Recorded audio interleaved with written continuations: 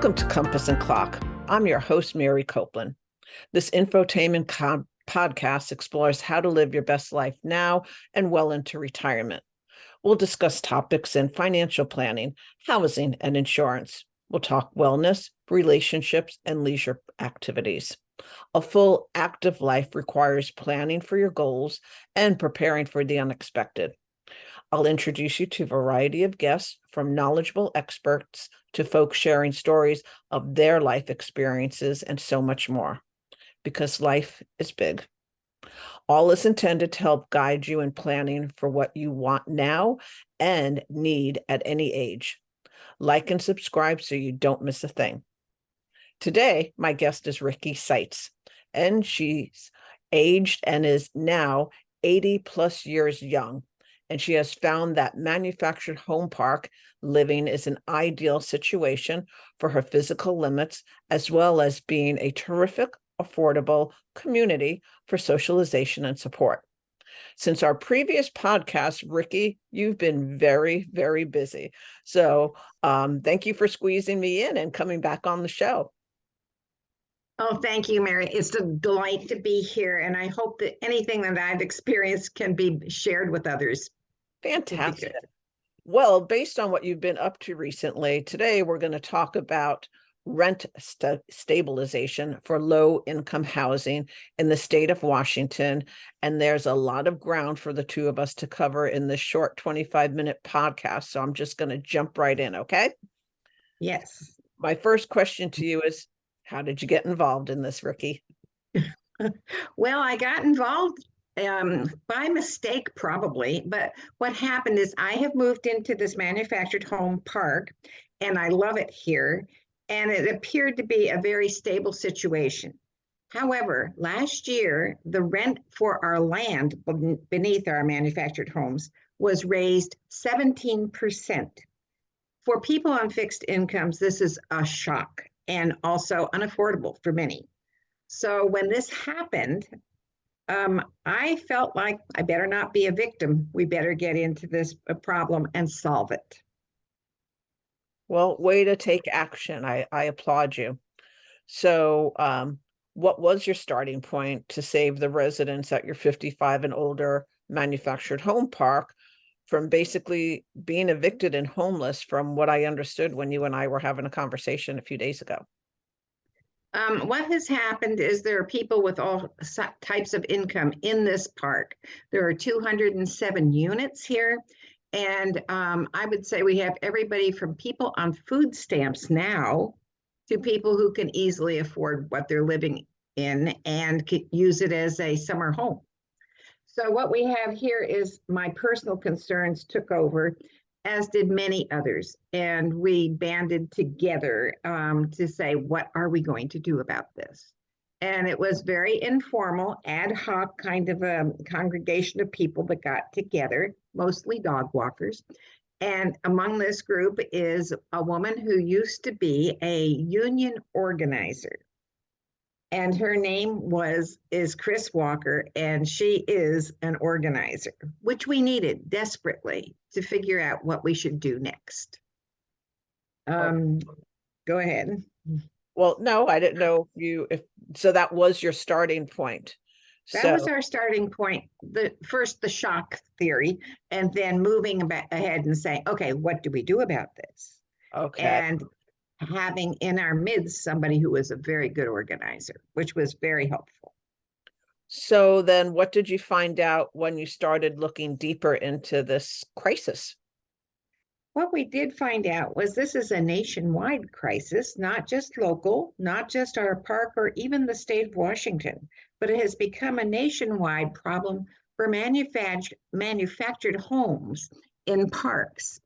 What we're finding is that there are large corporations buying up these parks and converting them either to a higher use for their land, like a commercial use, or they are just upping the rents so high that the people are moving out and cannot afford to stay there anymore. They are trying to improve some of them, but most of them, they are trying to get rid of the owners and move you out. This is a major problem because the owners here own their homes and not the land, but there's no place to move your home to. So you lose the equity in your home. And this has been happening across the nation. So there are now a lot of movements afoot to take care of the problem. I'll leave it there. That's in a nutshell, that's where we are.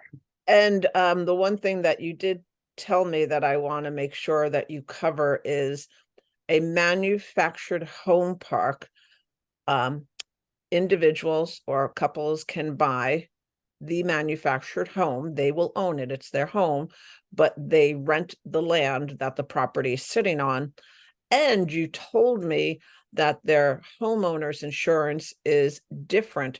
So they have a mortgage, they're paying rent for the land, they're paying insurance for their home, but it's higher than somebody would pay for a normal house because the manufactured home is considered, it falls under Department of Motor Vehicles, so it has a VIN number. So I guess what I'm just trying to confirm is my statement is accurate, correct?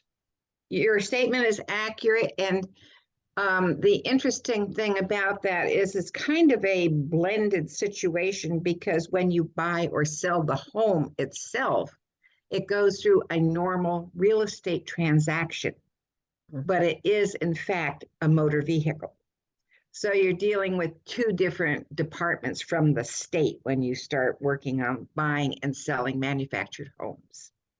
So it gets a little complicated. And you did tell me that the insurance to buy for the home is more expensive than buying homeowner insurance on a house that's not a manufactured than on a stick-built home. Yes, it is.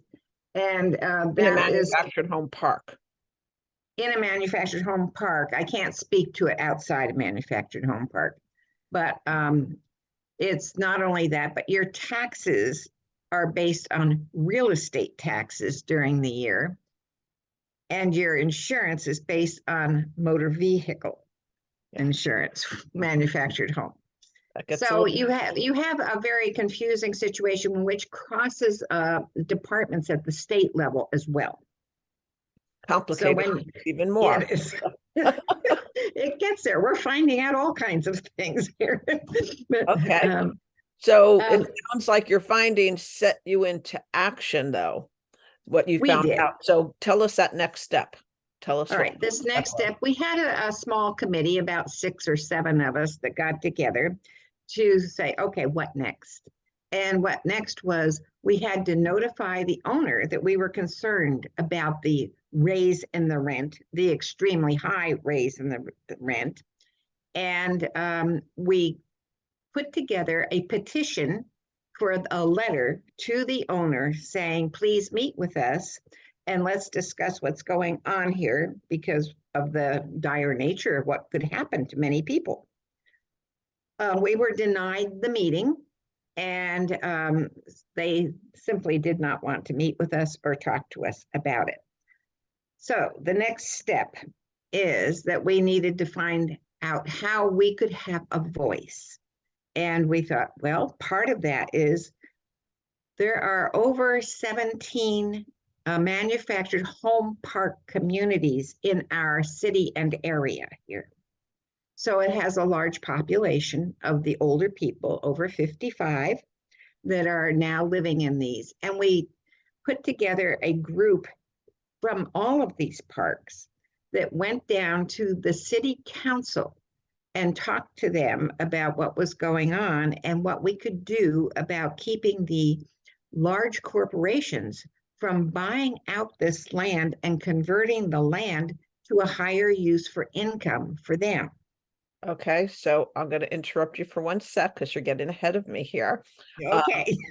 If I remember correctly, when you and I were talking, with that number of manufactured home parks, I just want to make sure that we're clear. A large population are 55 and older communities in them, but there are a manufactured home park is a great community for folks with a limited income. So it could be a family starting out that's working in the community. So this crisis isn't just affecting seniors, it's affecting any homeowners that are on a limited income that are trying to establish themselves, have a happy and healthy life for their families, etc. Exactly. It is the last resource of private housing, is what I can say, for people on a limited income at that level. And it has in the past guaranteed a place for people to live. Okay. So the next step out of there is for families or older people or anyone to become homeless if they cannot afford the underlying rent. And that's the problem that we have. What you're addressing. So you went to the city, you approached the city of Squim, and was that successful? It was, and it was really surprising to them as well. We had contacted members of the city council. Even though we're not inside the city limits, we are adjacent to the city limits. And we probably buy a lot of our goods in the city of Squim and support a lot of their activities. They were very receptive to us, and the city does have lobbyists at the state. So they have a direct line into the state for the issues that are arising throughout Washington. And we went to the city council meeting. We did schedule a meeting with the city council to discuss what they could do to assist the manufactured home parks in their area. I understand from from people who were talking with the city councilors that they said, don't worry about these people. They're seniors. They'll be in bed by the time we have our council meeting at night. To their chagrin, more than 100 people showed up, mostly seniors, to talk to them about this. It was a wake-up call, and they have been very receptive and very helpful. Now, So that, I go was ahead. going to say, I believe from that, your interaction with the city of Squim and working with them, there was a moratorium that the city of Squim passed that was beneficial to the rental increase crisis. Can you tell us a little bit about that? Yes, the moratorium, when we talked to them, we said, we need to assure that these larger corporations, which are kind of creeping across the nation and have arrived in Washington, purchasing these manufactured home parks and converting them to another use, need to have a moratorium on the zoning for the manufactured home parks so that they cannot be converted out of that use within their zoning requirements. And they have done this. In fact, the city of Squim has created a moratorium on manufactured home park zone changing until they can get the ordinance written and passed.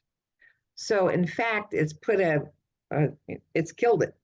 It cannot happen here now, which is very, very beneficial to us. And although we are in the county itself, the county has been now approached to do the very same thing. And I believe that they will follow up as soon as the city gets their ordinance drafted and put in place. The county is sympathetic to the situation and will be trying to do it as well, I'm fairly certain. Right. So after getting the support from the city, the next step Yeah. is getting the county support, which you're in the midst of working on.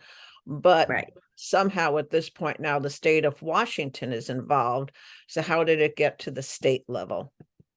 It got to the state level, not just from the manufactured home park people, although we are a large segment of it now. The state has been dealing with the homeless problem and the housing problem for a while. But the lobbyists from the city of Squim have taken it a next step farther for us as we move up into the state legislation issues. And we have ourselves been contacting our representatives, our state representatives, in writing through a various number of organizations. The American Manufactured Homeowners Association is one of the larger ones for manufactured homes. And then there's the Housing Alliance, which is a conglomerate of all of these people. But right now we are relying on the conglomerate to assist us in getting our sections passed into the state legislation for housing relief. And since they are having a huge homeless problem here, and it's increasing rapidly because of increased rents and the same thing we experienced here, which was the land lease rent, that they are now taking action on this. Our last legislature, which closed down toward the before summer, ended up passing House Bill, let me see, 1589. And it basically, 1598, I take it back, 1598, I'm sorry. So this is a bill that got passed Yes, based on your action and movements. yes, not just ours. This is where we combined with everybody else so that we could at least get our portion of it addressed. And what we did get from that bill, that state bill, is that they have put a requirement on manufactured home parks that they need to give the residents 3 years notice before they can sell it. Mm-hmm. And that was a major step forward for us. So when you have a 3-year period of time to contemplate the issue and take action, there is now a group called ROC, and it's the resident owner communities. And they have become a subset of the State Commission on Housing. And the State Commission on Housing for manufactured homes is now providing a support group for people to purchase their parks. The people who live there can purchase the parks.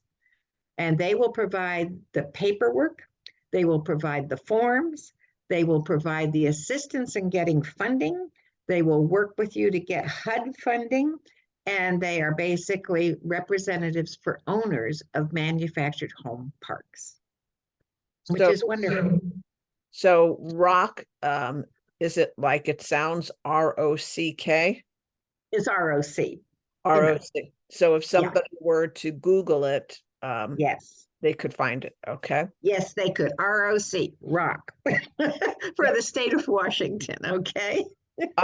So is this ROC group, since this is a nationwide problem, is ROC available in other states? Yes, it is. I can't tell you which states, but there is ROC Northwest and ROC USA. Okay. So, I think if you went to ROC USA, you could find out if your state is involved as well. Okay, that makes sense. Now, you and I were also talking, and I want to make sure we give this information to our listeners because we have just a few more minutes left. But on January 22nd of 2024, there's a Housing Advocacy Day in Olympia, Washington. Yes. So in our state capital for Washington. So what is the mission of that day on January 22nd? Tell us a little bit about that. This is basically a turnout request for people who are impacted and the various organizations that I've mentioned to show up in Olympia so that the current legislature, which starts January 5th, I believe, meets for 60 days only this year. And because it's an even year. So they only meet for 60 days. We're thinking we will only get one bill passed. And we want to do it as a group so that everybody's interests are represented. And we want a large group showing up for the Housing Advocacy Day on January 22nd so that the legislature knows we're still meaning business on this. And this bill that you want passed is what? It's more of an omnibus bill this time, and it's basically for rent stabilization, not just for manufactured home parks, but for any low-income housing group. and it is more tailored to the group situation, not manufactured home parks. And the biggest issue that we're facing, and we would like to get across, is that the largest growing segment of the homeless population is seniors. And we want that addressed through this bill. I was just talking with Colleen Robinson, who is the executive director of Habitat for Humanity for Clallam County, which I Yes. believe she was at some of those meetings for the city council. And she was saying that the largest growing population in Clallam County is senior women. Oh, So, yes. yeah. So she was sharing that with me this morning. We just have a couple of minutes left. And Okay. this was a lot of information that we have been discussing on the podcast today. And what we're trying to get across to the listeners is that there needs to be some rent stabilization put in place to protect those renters from being put in a situation where they cannot afford where they live any longer, and they might not have an option of other places to go. So we don't want to add to the already rising homeless crisis that we have.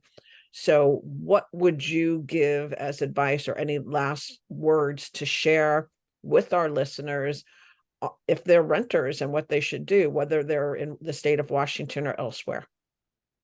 I do believe that you need to contact your state first and find out what organizations are working on homelessness and rent stabilization. And you can do that by just Googling that on your Google. And then look at what each of those organizations represents. They all have their title pages, and you can kind of sign on to whichever one is of interest to you. But recognize that you have power in numbers. And if you can work with a group, you will have more success than if you try anything individually and by yourself. So I would suggest that people look at those groups by Googling them and just saying which groups are working for homelessness and low income housing. I think our goal is to not stop rent increases, but to stabilize them in terms of percentage increase. I know in one of our bills that may get through this year, there is going to be not just a cap, it won't be a cap on rent increases, but it will be that if your rent increase is over 7%, the landowner or owner needs to be able to provide you with the accounting of why it is over 7%, and it's not just gouging. I think that that is one of the things that may come out of this next legislature. Okay. So that we'll see. Yep. We're working on it. Right. Well, yeah, and remember, folks, Ricky is in her 80s. She's 80 plus years young, and she's taking a stand for what she believes in, and her actions affect others in the community. So, the one thing that I do remember you telling me, though, is as you've been going through this process, you're also learning do's and don'ts, so to speak.